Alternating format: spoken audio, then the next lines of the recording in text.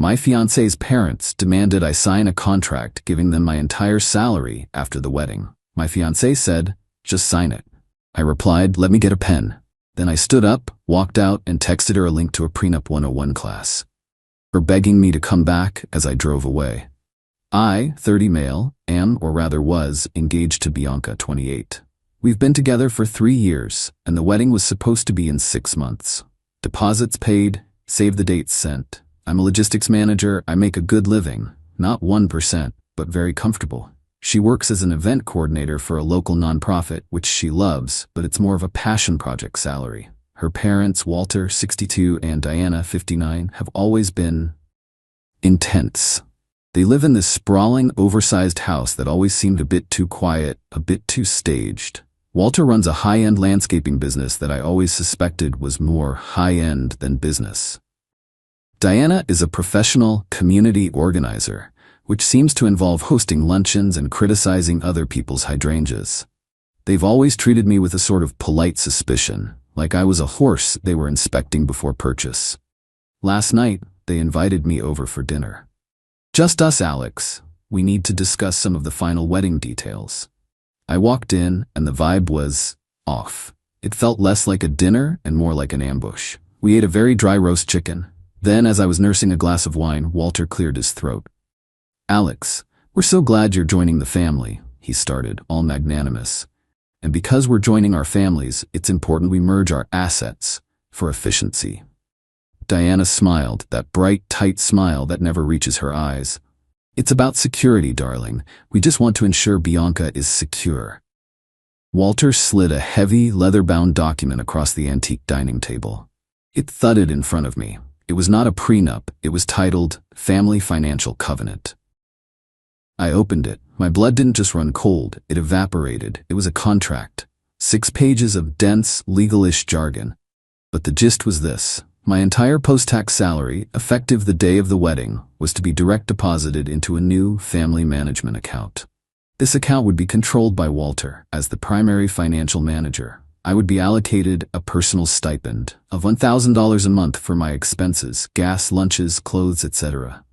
Bianca's salary, all $32,000 of it, was to remain in her personal account for her personal discretionary spending.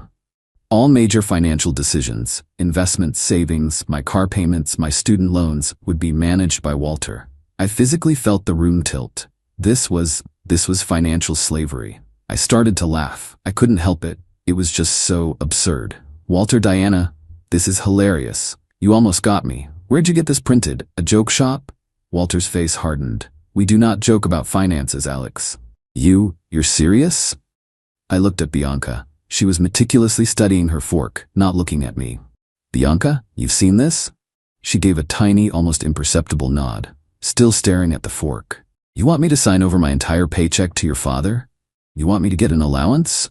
Diana chimed in, her voice dripping with fake sympathy. "Alex, don't be difficult. It's just a formality. Walter is wonderful with money. He's managed our family's portfolio for decades. His portfolio being the failing landscaping business he was clearly trying to prop up with my income." "My paycheck," I said, my voice dangerously calm, "is not part of your portfolio." I looked at Bianca. She finally looked up, and her eyes weren't apologetic. They were annoyed. "Alex, oh my God," she sighed like I was the one being unreasonable. "It's not a big deal. It's just so everything is organized. It's just procedure. My parents have done so much for us with the wedding." "The wedding," I said, "that I am paying 80% of. This is insanity, Bianca. You're okay with this?" She threw her hands up.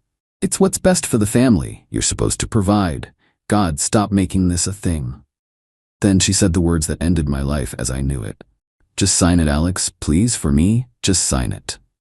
The room went silent. I looked at Walter, smirking. At Diana, looking at me like I was a stubborn toddler. At Bianca, my fiancée who had just tried to sell me into bondage for what, a lifetime supply of new shoes? I smiled. A big, wide, friendly smile.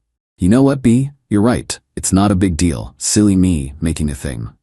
They all visibly relaxed. Walter leaned back, triumphant. "Let me get a pen," I said, standing up. "Wonderful, son." Walter boomed. "I knew you'd understand," Bianca said, smiling with relief.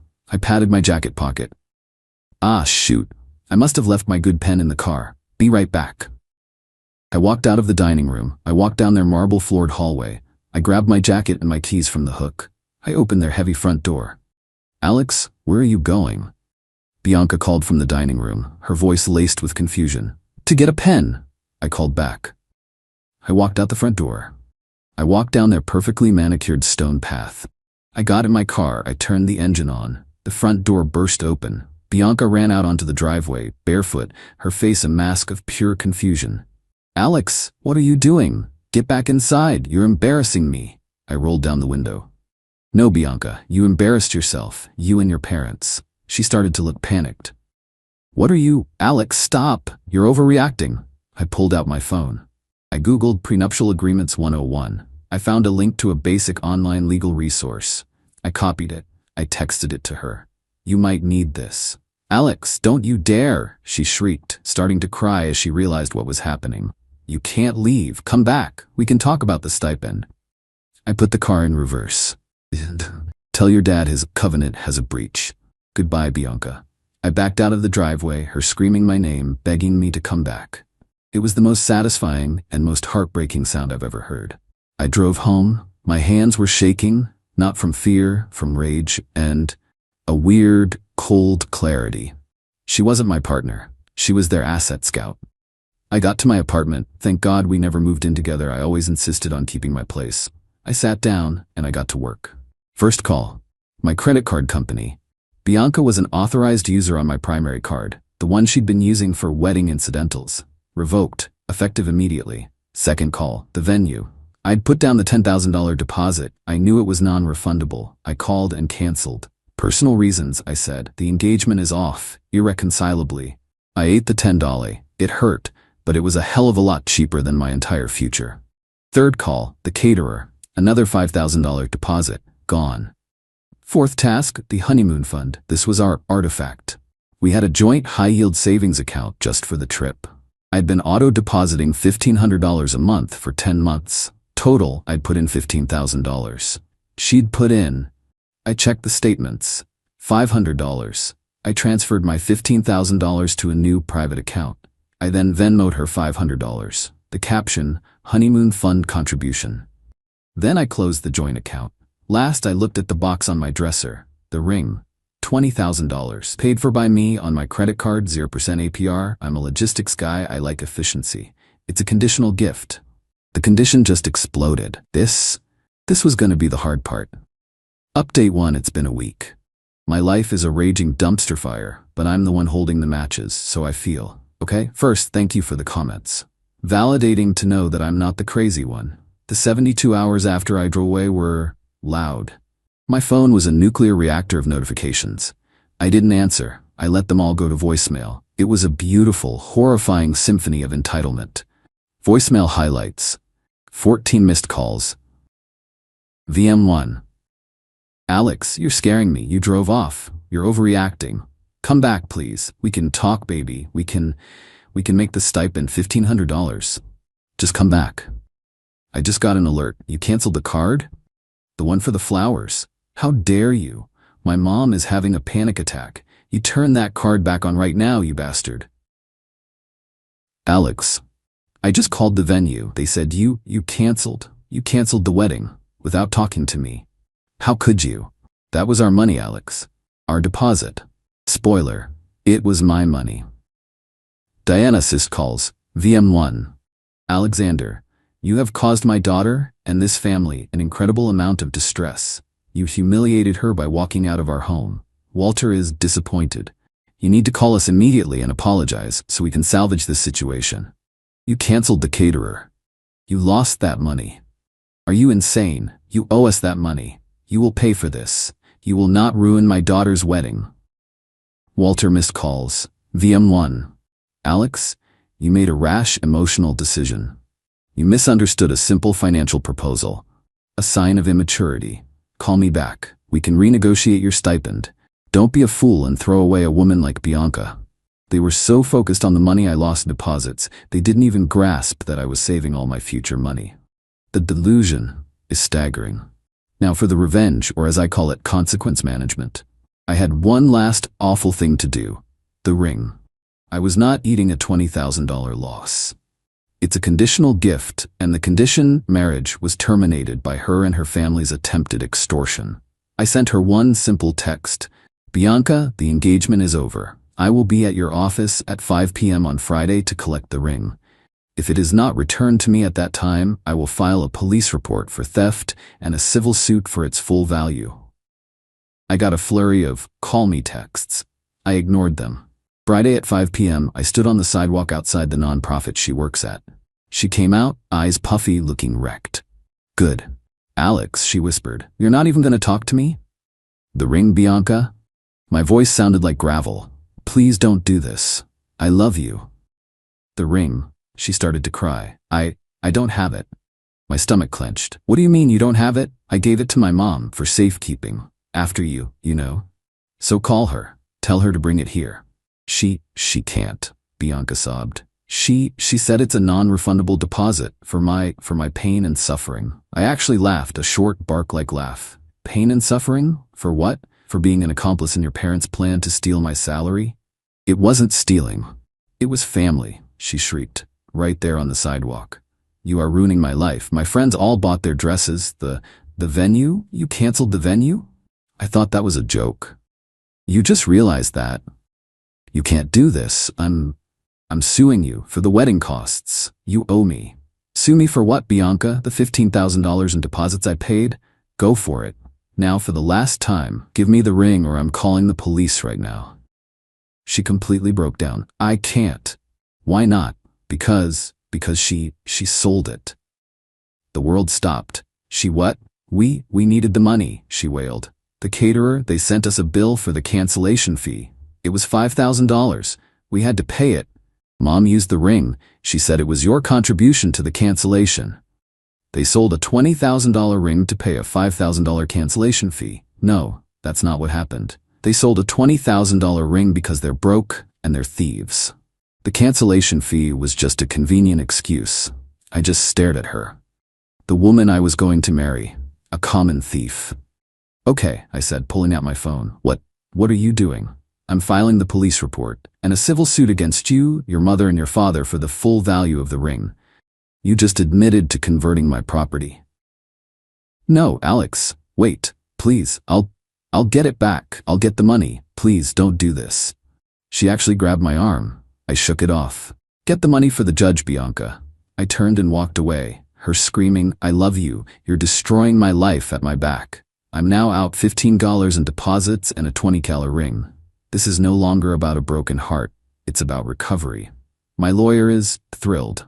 Final update. It's been 4 months. Welcome to the thrilling conclusion of my financial and romantic nightmare. The legal battle was, in a word, disgusting.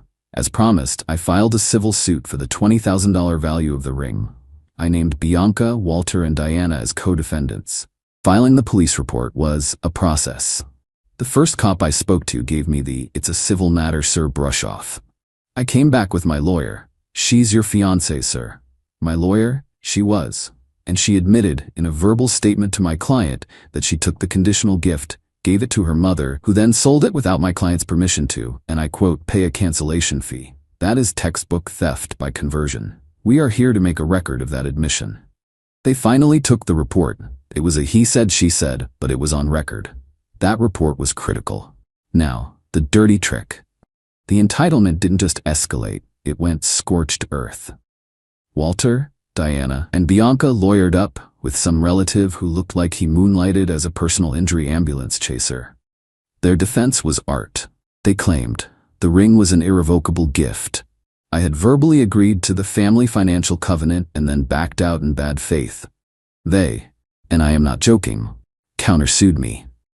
They were countersuing for $50,000 for the entire cost of the wedding that I had mostly paid for, and $100,000 for Bianca's emotional distress and public humiliation. They were suing me for $150,000 because I refused to become their indentured servant.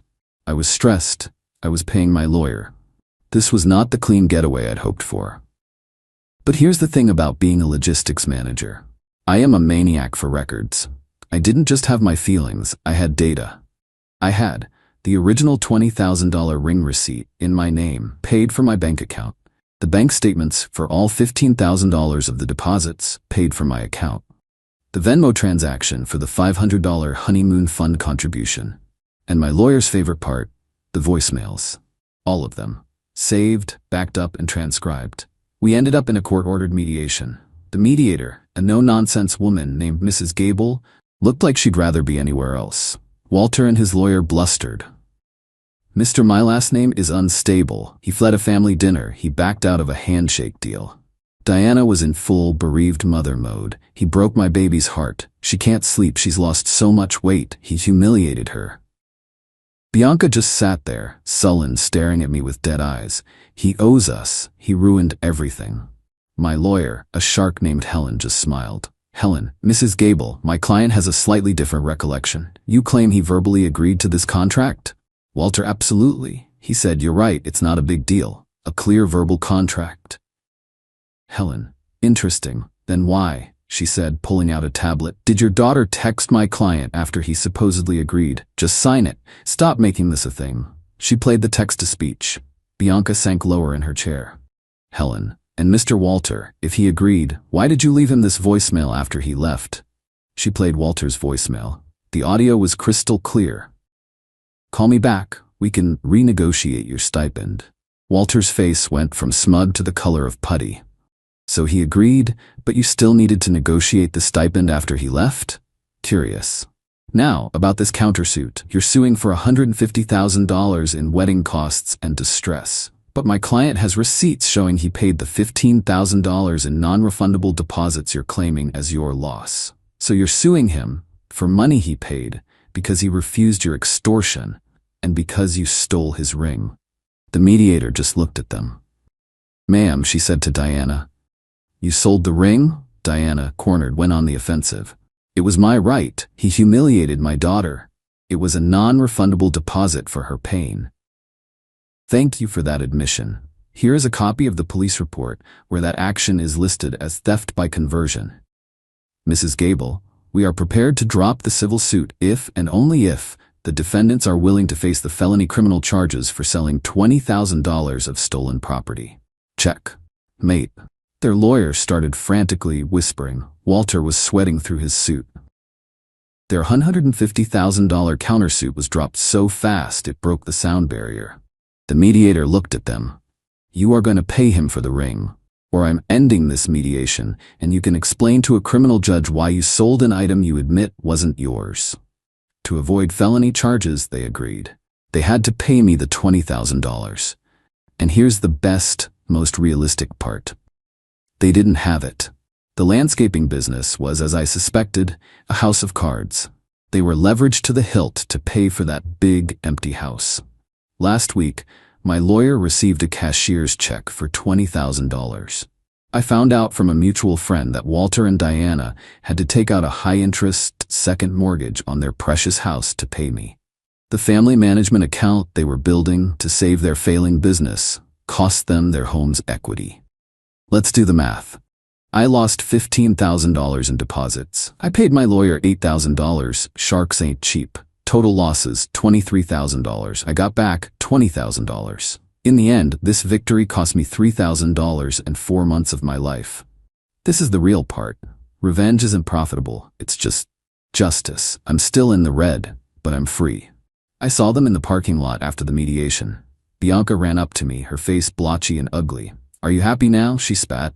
"Are you happy? You've ruined us. We're going to lose the house, all because of you." I looked at her, the woman I'd loved. "No, Bianca," I said.